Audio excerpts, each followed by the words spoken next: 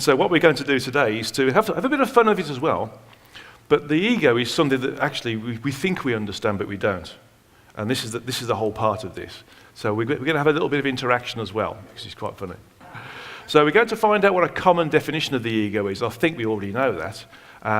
Then we're going to find out what it really is, and how it's created and how it affects us, and how we can battle with it, how we can make it... we're never going to remove our ego, but how are we going to sort of help it go in the background a little bit more?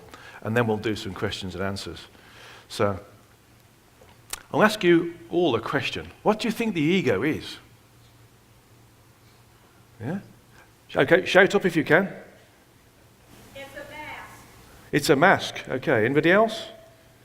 My separated self. My separated self, okay. It is the protective, emotional self that tries to keep the spiritual self separate. Very good. Very good. Anybody else? The part of us that thinks the movie is real. Well, sort of. It wants to keep the movie real. Okay, so we've got a few things here that I've picked out. In general, this is more of a human understanding of what an ego is. It's the people, we tend to think people who've got a big ego are people who think a lot of themselves. They're very ambitious, very status-driven, they like a lot of material wealth. And they're generally not in control of their thoughts, behaviours or actions, but they really want to promote themselves on quite a regular basis. And so these people are considered to have sort of big egos. They're larger than life. And the word ego is an old word that's actually there to describe the personality. So think of the ego as being just another way of describing the personality. And the personality is something that's created as a result of our incarnation, but we'll come back to that in a moment. So people who have little or no ego, hence the little or no script, okay, tend to be a bit reserved, don't they? They're introverts. They don't talk to people too much. They apparently are quite happy with their role in life. They don't have much ambition.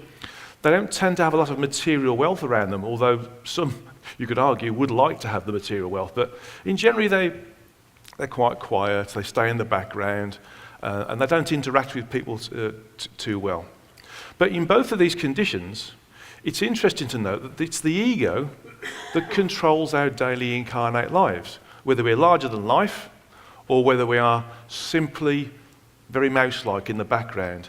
It's the size of the ego that tells us what type of control the ego's got on us. Okay? Spiritual individuals tend to be sort of in control of their ego, but that's not always the case. So at the end of the day, it's the ego that's got control of us. But if the ego's in control of us, what is it? I've just mentioned before, it's the personality. But in actual fact, it might be something else. So let's explain. So the ego is something that is created, as I've previously stated, as a result of incarnation. And so incarnation creates the ego. There's a series of mechanics surrounding this, and I'll go through it in a moment. But in essence, every one of you now is transient. You only exist for the length of time your physical body exists. That's scary, isn't it? Because we've all been told that we live forever. Well, we do, and I'll explain more about that. But this bit of us, that's the ego, that's the controlling factor that takes over the animation of the body, where the soul should be doing it, but is doing it, is something which is a bit strange to us to understand. So it's created as a result of our soul, what I'm told to call the aspect of our true energetic self. The true energetic self is that larger part of us, which is sort of still disincarnate. The Hindus call it the Godhead. Dolores called it the Oversoul. It's the same thing. It's that big part of us that's still there. I point upwards because it's higher frequency, not because it's high up in the heavens. And the smaller part of us is sort of projected down. So it's to do with being away from what we are. And so the aspect of who and what we are is projected into the lowest frequencies. Okay? Now, why do we project our aspect or a soul into the lowest frequencies? Why are you here? Yeah, to experience. Yeah, well, actually, the answer's up there. But it's to experience, to learn and evolve. And this is important because by placing ourselves in the lowest frequencies of our multiversal environment, we put ourselves in challenging conditions. Okay? We lose most of who and what we are. We are, for all intents and purposes, separated from what we are.